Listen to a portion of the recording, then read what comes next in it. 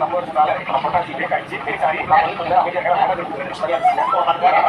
நீங்க திருப்பதி பார்த்தாலும் சரி, ஒரு விஜயநகர தமிழ் பார்த்தாலும் சரி, கருணாநிதி தெரியாம ஒரு தவறு நடந்துச்சு.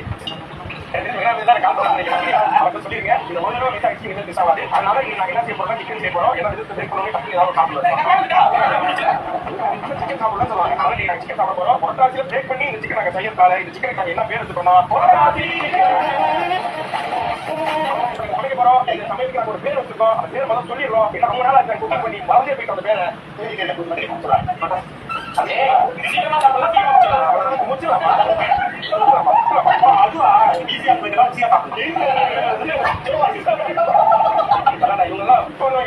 ஓகே நம்ம சொல்லுவாங்க